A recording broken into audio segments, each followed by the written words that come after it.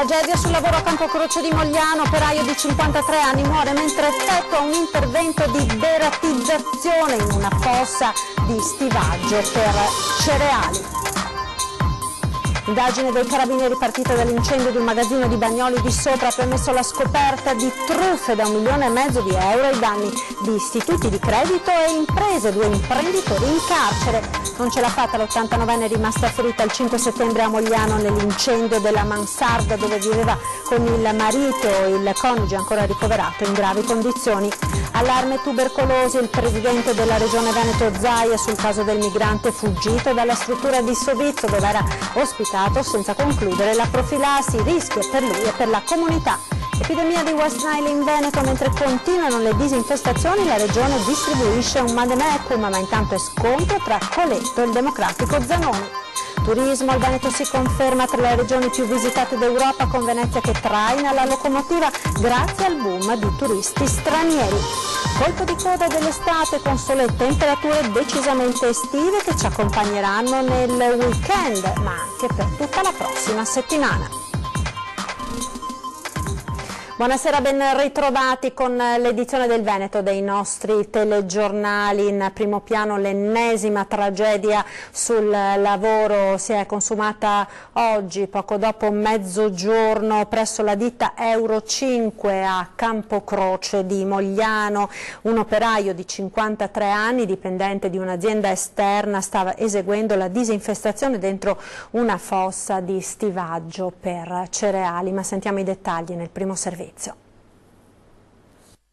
Stava eseguendo lavori di disinfestazione per la deratizzazione di una vasca di stivaggio. L'operaio deceduto questa mattina alla Euro 5 Gruppo Trevi Mais di Mogliano, che si occupa di stoccaggio di cereali. L'incidente è avvenuto poco prima delle 12:30.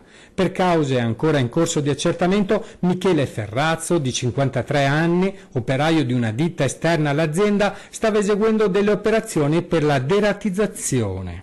Le cause della morte sono ancora da accertare, probabilmente da imputare alle esalazioni tossiche presenti nella fossa dove l'uomo doveva scendere per svolgere la sua mansione. Si tratta di un infortunio mortale per causa chimica, insomma, quindi si tratta o di asfissia o di intossicazione, dobbiamo determinare meglio come è avvenuto l'evento.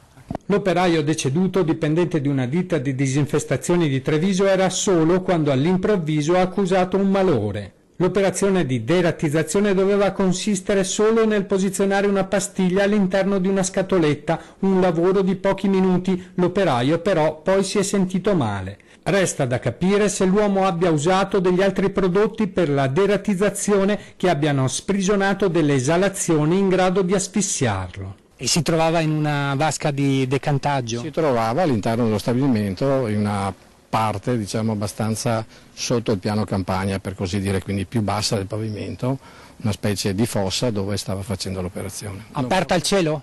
Aperta, non posso aggiungere altro. Ma non aveva una maschera antigas? Non indossava nessuna maschera. Sul posto sono intervenuti i carabinieri e l'elisoccorso del SUEM 118 che è atterrato nel campo adiacente.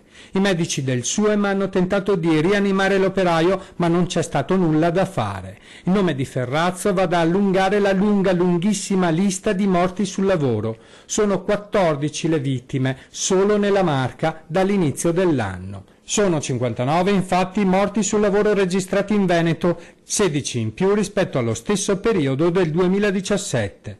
Una media tragica che parla di 10 decessi al mese nel 2018.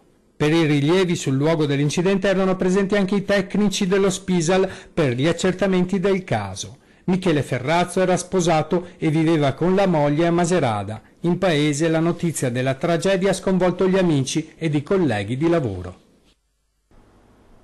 Cronaca da Padova, truffa e bancarotta, arrestati 2 imprenditori. È partito tutto da un'indagine dei carabinieri, partita appunto dall'incendio di un magazzino a Bagnoli di Sopra. Sentiamo cosa è successo.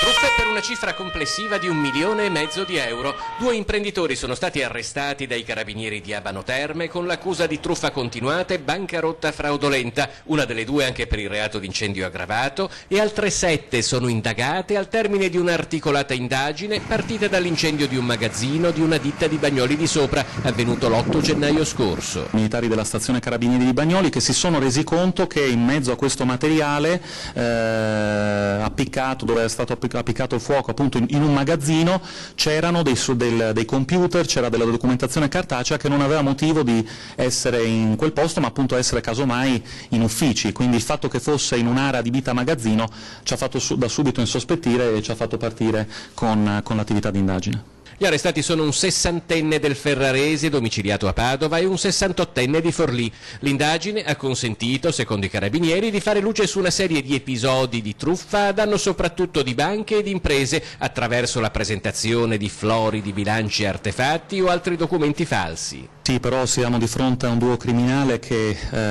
appunto aveva un modus operandi ormai collaudato, quello di rilevare delle ditte in perdita al di fuori della provincia di Padova, collocarle in provincia di Padova, simulare un'attività imprenditoriale e poi, una volta ottenuti finanziamenti da istituti di credito, distrarre queste somme ovviamente per averne un guadagno illecito. E addirittura in un caso, nel caso di una ditta di Bagnoli di Sopra, arrivare con l'incendio a distruggere la documentazione compromettente a riprova di queste condotte illecite. Secondo le indagini condotte dai carabinieri, in collaborazione con la Guardia di Finanza, quello emerso dall'indagine partita a Bagnoli di Sopra non è un caso isolato. Partiti da questo gravissimo incendio che c'è stato appunto agli inizi dell'anno presso questa ditta di Bagnoli di Sopra e poi siamo riusciti appunto a disvelare questa che era una condotta che si è ripetuta in altre circostanze e che abbiamo acclarato grazie a una importante collaborazione col nucleo di polizia economico-finanziaria del Comando Provinciale della Guardia di Finanza. Non ce l'ha fatta l'anziana rimasta gravemente ferita nel rogo dell'appartamento a Mogliano la scorsa settimana. La donna è morta ieri all'ospedale di Treviso, ancora grave il marito. Si è spenta dopo 9 giorni d'agonia Liliana Ferraboschi, l'anziana ricoverata all'ospedale Cafoncello dallo scorso 5 settembre, quando l'appartamento di Mogliano, nel quale l'89enne viveva con il marito, è stato devastato da un pauroso incendio seguito da un'esplosione. Le ustioni e soprattutto l'intossicazione da fumo non le hanno lasciato scampo. Il marito è ancora ricoverato in gravi condizioni all'ospedale di Mestre. Il rogo era divampato all'ora di pranzo, molto probabilmente da un fornelletto da campeggio. Le fiamme si erano rapidamente diffuse dall'abitazione e poi una violenta esplosione aveva squarciato il quartiere. Una bomba, siamo scappati subito. Alla botta ho sentito una bomba, e tutti i vetri nel terrazzo che sono scappata via con la porta aperta, sono distrutta, tanto fumo. Fiamme, tutto perché mi sono tremati i vetri. Ferite nell'incendio anche altre 2 persone, un musicista ferito in strada da una scheggia proiettata all'esterno dall'esplosione ed un vigile del fuoco che, soccorrendo gli anziani, si era tolto la maschera d'ossigeno offrendola proprio alla donna, un gesto di generosità che purtroppo non è riuscito a salvare la vita all'anziana. Allarme tubercolosi. Oggi il presidente della Regione Veneto Luca Zaia ha parlato del caso del migrante fuggito da una struttura d'accoglienza nel Vicentino dove era ospitato senza concludere la profilassi contro la TBC di cui era stato malato. Sentiamo.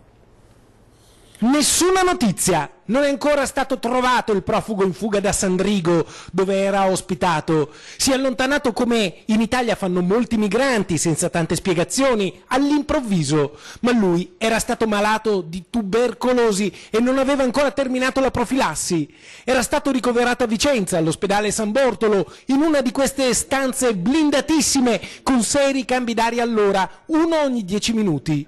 Poi, una volta terminata la fase acuta della malattia, quando ormai non era più contagioso, era stato dimesso e rimandato a Sandrigo, dove era ospitato, e lì avrebbe dovuto andare avanti con le cure ambulatoriali. Il trattamento poi deve durare, per essere sicuri di completarlo e non avere recidive, in genere minimo 6 mesi, si va fino ai 9 e anche di più mesi. Invece questo migrante è fuggito dalla struttura dove era ospitato nel Vicentino e non si è più presentato in ambulatorio per concludere la cura.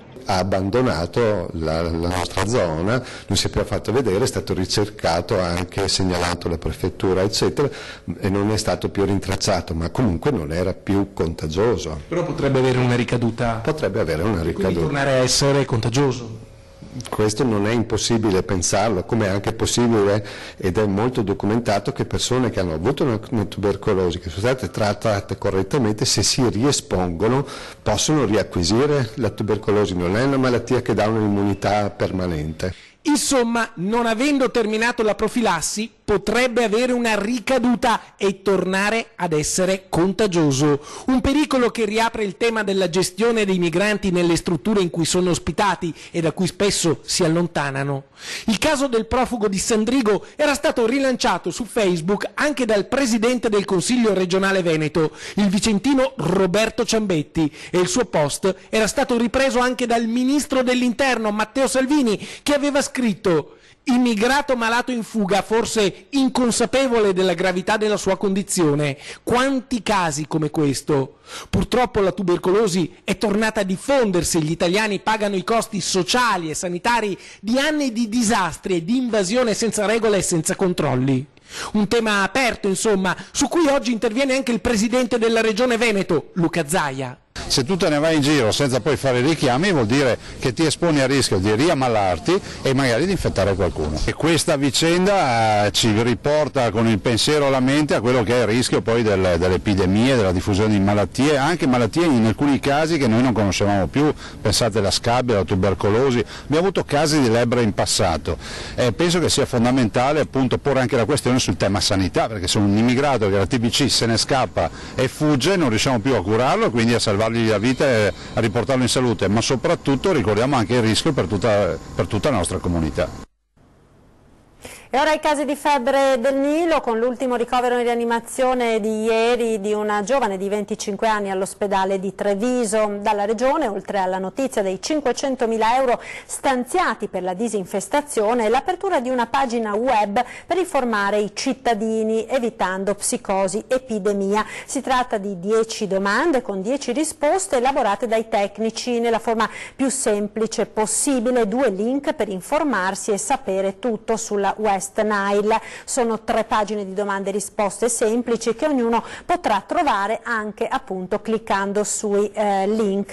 Intanto tutta la vicenda infiamma la polemica politica, con il consigliere del PD Andrea Zanoni che chiede le dimissioni dell'assessore alla sanità Luca Coletto per sottovalutazione del rischio. Immediata la risposta dell'assessore, che parla di schizofrenia politica del PD quando critica l'operato della regione, mentre in Lombardia lo indica come esempio da seguire.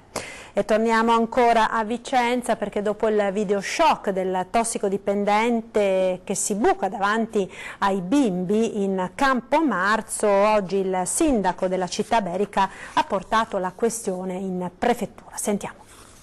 Il video shock di Campomarzo. Tossicodipendenti che si bucano davanti ai bambini sulle giostre. Scene di degrado quotidiano raccontate da papà e da mamme che hanno deciso di scendere in prima linea per difendere i loro figli e che proprio a noi hanno lasciato una testimonianza che fa venire i brividi. Pusher che offrono e regalano droga ai ragazzini, spinelli con eroina da fumare per creare assuefazione e procurarsi futuri clienti.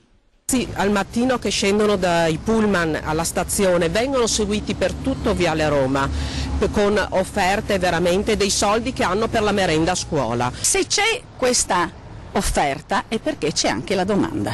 I ragazzi vengono avvicinati da questi personaggi che all'inizio regalano loro della droga e dopo pochissimo questi ragazzi diventano assuefatti. A Campomarzo la droga è particolarmente pericolosa perché è tagliata male, ma proprio per questo costa poco ed è un mercato che attira tossicodipendenti anche da altre regioni. Insomma, bisogna intervenire urgentemente. Così oggi Francesco Rucco, durante il Comitato per l'Ordine e la Sicurezza in prefettura davanti alle forze dell'ordine, ha chiesto un giro di vite. Devo dire che ci sono state rassicurazioni importanti, ma non avevo dubbi, sia da parte del prefetto che da parte delle forze dell'ordine, un invito alla collaborazione massima che cercheremo poi di strutturare con azioni concrete in occasione del prossimo tavolo di Comitato Ordine e Sicurezza che faremo nei prossimi giorni. Oggi a Campomarzo scade la sperimentazione della pattuglia fissa della polizia locale voluta dal sindaco, che però rilancia. Sì, scade la sperimentazione, verrà sicuramente prorogata, verrà riorganizzata negli orari con un raddoppio della pattuglia, quindi 2 pattuglie anziché una che dovranno girare per tutto Campomarzo. Ripeto però che non possiamo risolvere il problema da soli, ci vuole il supporto anche di tutte le forze dell'ordine e dell'esercito. Il canale col ministro dell'Interno dopo l'ultimo incontro è sempre aperto e Francesco Rucco chiede a Matteo Salvini un giro di vite normativo con leggi più mirate per riuscire a intervenire con determinazione, perché oggi pusher e tossicodipendenti alla vista della polizia non si scompongono nemmeno più. Ci vuole un giro di vita importante, poi ci vuole dotazione organica della Polizia di Stato, tutte le forze dell'ordine, quindi maggiori uomini e mezzi per noi per poter intervenire, con azioni anche determinate che possano arrestare coloro che commettono reati e in caso di irregolari allontanarli dal territorio italiano. Ed ora ci fermiamo per la pubblicità, linea alla regia, tra poco.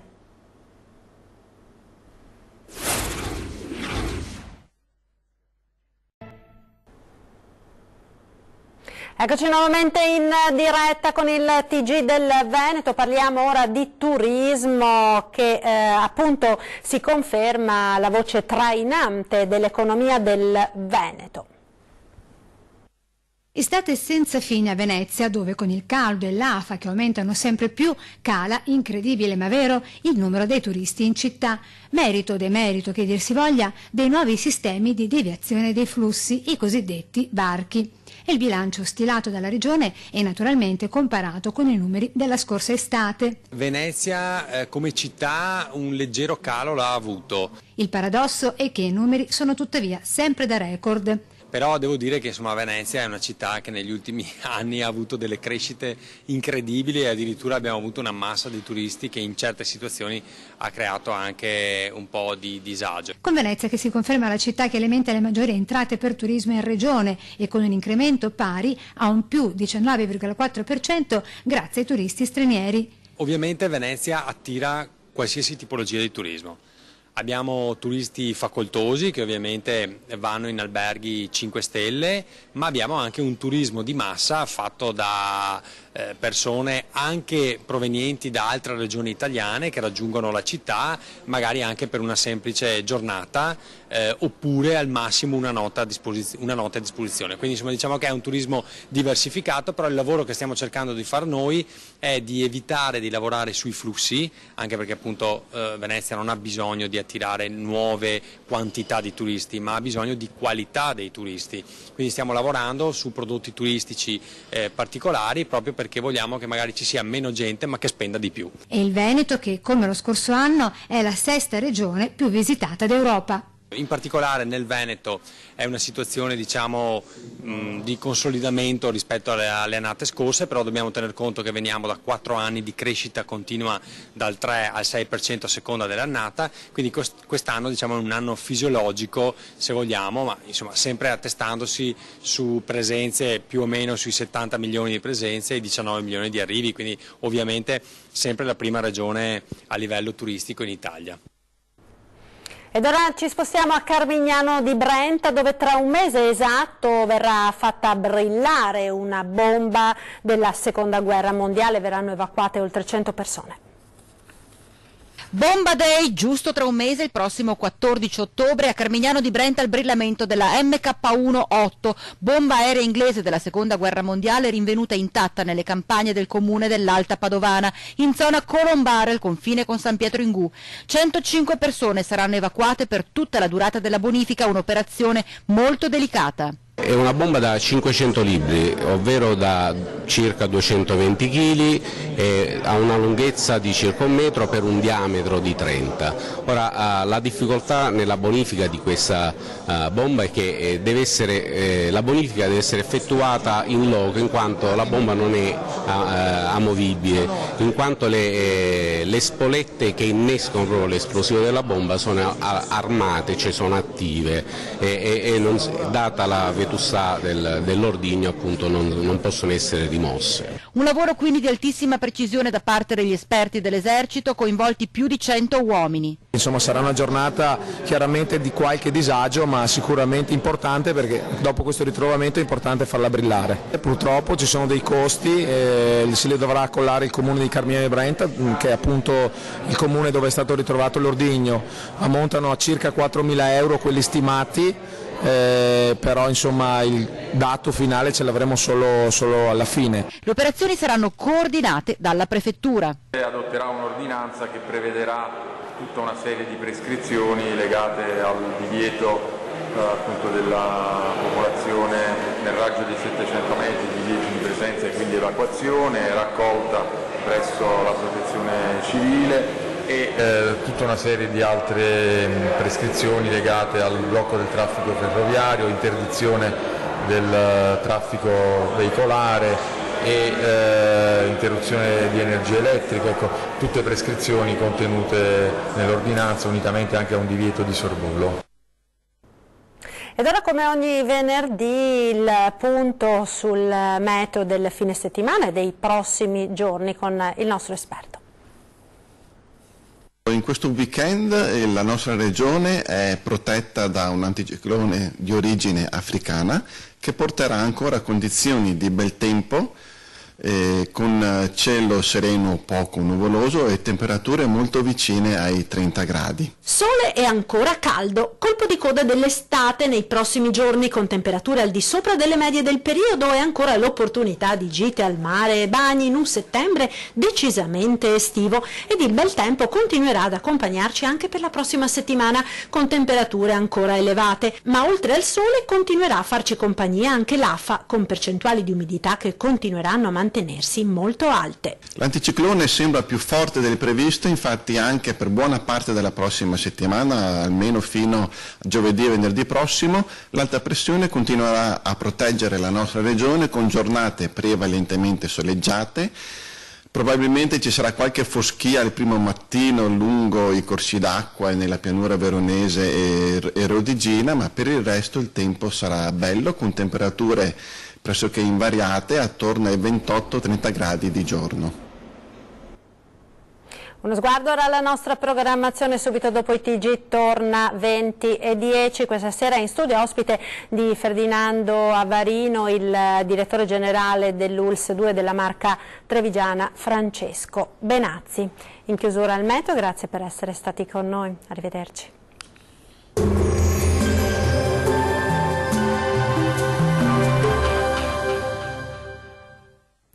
Ben ritrovati al meteo. Tornano sole e caldo sulle nostre regioni, anche se restano diverse nubi ovunque. Ma vediamo il dettaglio. Sul Veneto la giornata sarà caratterizzata da un cielo parzialmente nuvoloso un po' su tutti i settori, sia montuosi sia di pianura. Non sono previste precipitazioni degne di nota. Diamo uno sguardo alle temperature previste. Le minime saranno comprese tra 16 e 20 gradi. Valori massimi in aumento, oscillanti tra 25 e 28 gradi. Passiamo ora al Friuli Venezia Giulia. Torna il bel tempo soleggiato anche sulla nostra regione con cielo sereno o al massimo poco nuvoloso ovunque e con clima prettamente estivo. Diamo un'occhiata anche alle temperature che sono previste in aumento. Le minime saranno comprese tra i 18 e i 19 gradi. I valori massimi invece saranno oscillanti tra i 27 e i 29 gradi. Vediamo infine la situazione del Trentino Alto Adige. Anche su questa regione il tempo è in deciso miglioramento. Da segnalare peraltro la presenza di diverse nubi e anche di qualche addensamento pomeridiano, specie sui monti, ma senza fenomeni rilevanti. Vediamo anche le temperature previste, le minime risulteranno comprese tra 14 e 15 gradi, mentre le massime oscilleranno tra i 27 e i 31 gradi. Dal meteo di Antenna 3 per ora è tutto, arrivederci al prossimo aggiornamento.